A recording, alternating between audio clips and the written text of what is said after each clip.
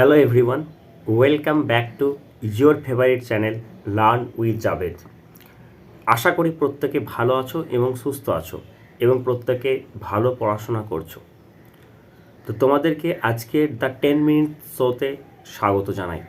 আজকের টপিক হচ্ছে আমাদের ফ্লেমিংস লেফট হ্যান্ড রুল। ঠিক আছে, আমরা একদম এই টপিকটা এবং ডিটেলসে আমরা ডিসকাস করব Fleming's left and right hand rule. কারণ হচ্ছে আমি জানি খুব ভালোভাবেই তোমরা যারা ক্লাস 10-এ পড়ো, তোমাদের জন্য এই যে রুলটা আছে এই রুলটা তোমাদের জন্য খুব কনফিউজিং। তার কারণ হচ্ছে এই দুটো রুল কিন্তু একদম সেম টাইপের। তোমরা গুলিয়ে ফেলো যে ফ্লেমিং লেফট হ্যান্ড রুলসে কী আছে এবং ফ্লেমিংয়ের রাইট হ্যান্ড রুলে কী আছে, এবং ফ্লেমিং লেফট হ্যান্ড রুল কোথায় ইউজ করা হয়, ফ্লেমিং রাইট হ্যান্ড রুল কোথায় ইউজ করা হয়। তো তোমাদের এই কনফিউশন দূর করার জন্য আমি নিয়ে এসেছি একদম সহজ এবং সিম্পল একটা ট্রিক্স, যেটার মাধ্যমে তোমরা এই জিনিসটাকে পুরো ক্লিয়ারলি বুঝতে পারবে। দেখো, ট্রিক্স পড়ার আগে আমাদের কি জানতে হবে, আমাদের প্রথমে কিন্তু কনসেপ্ট পড়তে হবে। ট্রিক্স ডেফিনেটলি থাকবে, কিন্তু তার আগেও ইম্পর্টেন্ট হচ্ছে কি কনসেপ্ট।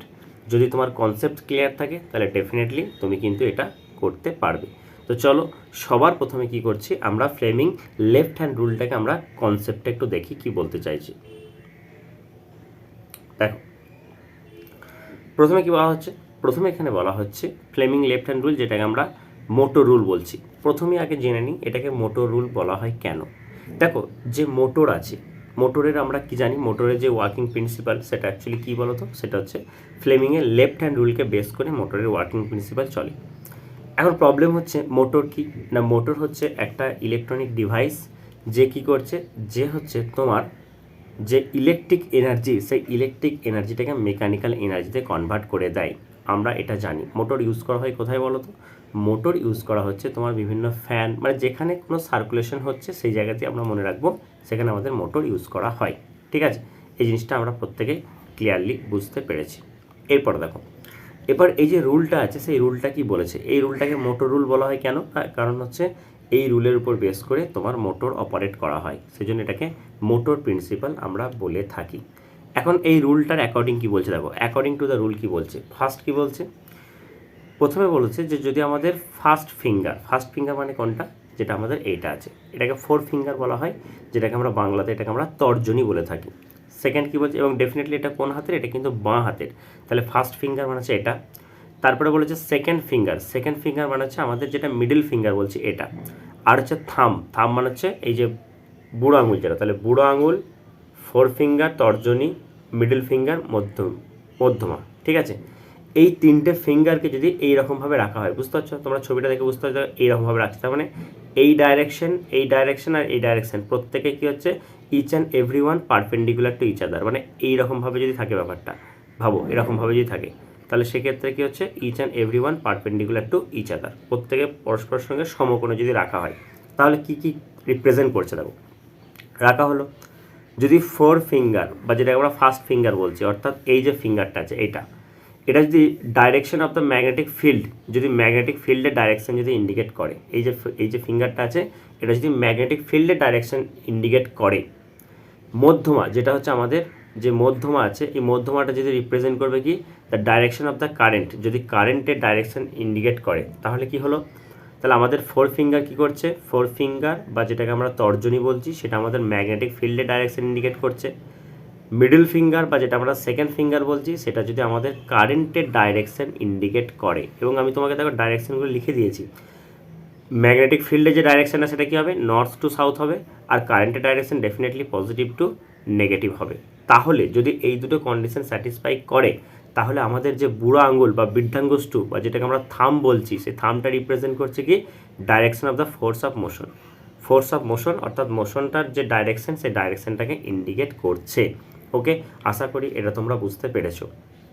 চলো একবার রিপিট করে নিই। প্রথমত হচ্ছে আমাদের বাম হাতের 3টে আঙুল। প্রথমে তো মনে রাখবো যে লেফট হ্যান্ড রুলকে মোটর রুল বলা হয়, তার কারণ হচ্ছে মোটরের যে ওয়ার্কিং প্রিন্সিপাল সেটা লেফট হ্যান্ড রুল বেস করে চলে, প্রথমত পয়েন্ট।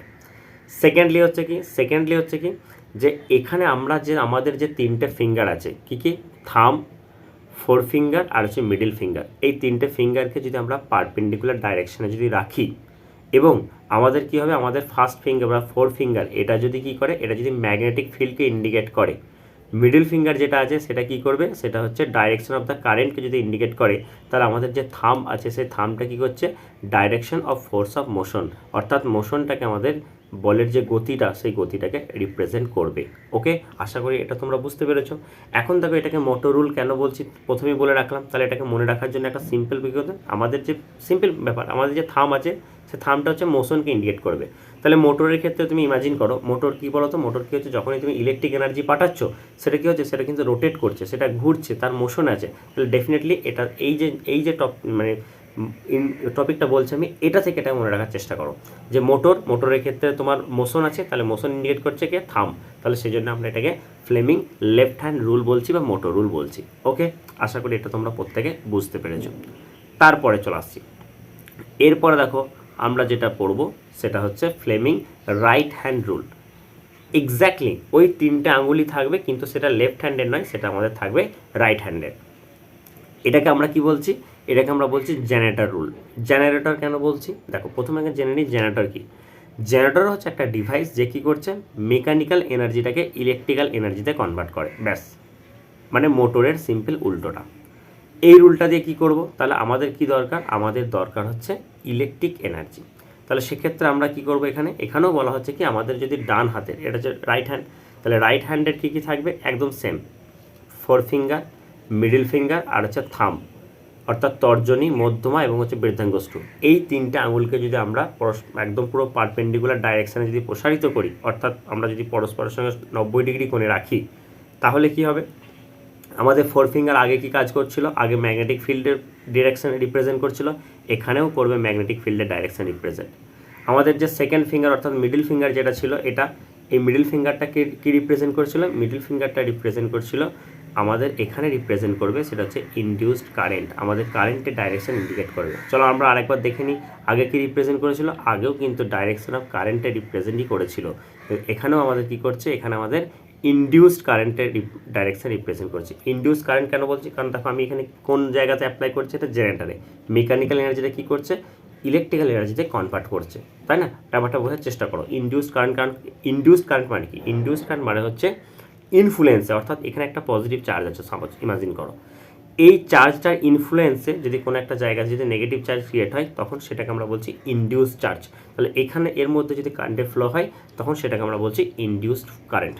ক্লিয়ার, অর্থাৎ ইনফ্লুয়েন্স।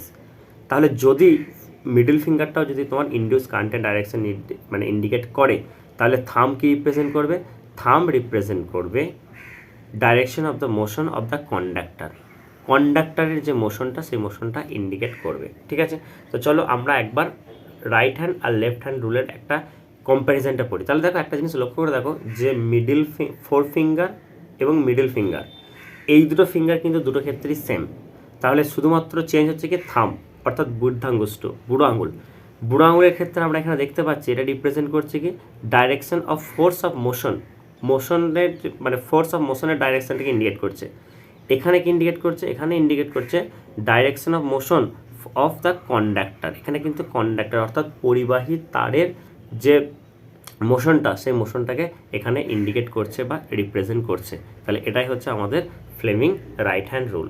তাহলে ফ্লেমিং রাইট হ্যান্ড রুলে কি হচ্ছে, দেখো দুটোতেই সেম, 4 ফিঙ্গার বা যেটা আমরা প্রথম মানে এখানে যেটা দেওয়া আছে ফার্স্ট ফিঙ্গার, 4 ফিঙ্গার বলছি আমরা, ওটাকে তর্জনী বলছি, সেটা কিন্তু দুটো ক্ষেত্রেই ম্যাগনেটিক ফিল্ডকে ইন্ডিকেট করছে। আর সেকেন্ড যে ফিঙ্গারটা আছে অর্থাৎ মিডল ফিঙ্গারটা, সেটা কিন্তু ইনডিউসড কারেন্ট, আর ওখানেও কিন্তু কারেন্টের ডাইরেকশন ইন্ডিকেট করছে লেফট হ্যান্ড রুলে। এবং যেটা বৃদ্ধাঙ্গুষ্ঠ যেটা, সেটা কী করছে, ওটা ফোর্সের লেফট হ্যান্ড রুলে কী করছে, সেটা হচ্ছে ফোর্সের ডাইরেকশনকে ইন্ডিকেট করছে। আর রাইট হ্যান্ড রুলে হচ্ছে তোমার direction of motion of the conductor, কন্ডাক্টরের অর্থাৎ পরিবাহীর গতির অভিমুখ, সেই অভিমুখটা নির্দেশ করছে। আশা করি তোমরা প্রত্যেকেই ফ্লেমিং লেফট হ্যান্ড রুল এবং রাইট হ্যান্ড রুলটা বুঝতে পেরেছো। এই ভিডিওটি আমরা এখানেই শেষ করলাম। ভিডিওটি ভালো লাগলে লাইক, শেয়ার এবং কমেন্ট করতে ভুলবে না। আর এই ধরনের ছোট ছোট কনসেপ্ট ভিডিও পাওয়ার জন্য আমাদের চ্যানেলটি অবশ্যই সাবস্ক্রাইব করো। ভালো থেকো। নেক্সট তোমাদের সাথে দেখা হচ্ছে পরের কনসেপ্ট ক্লাসে।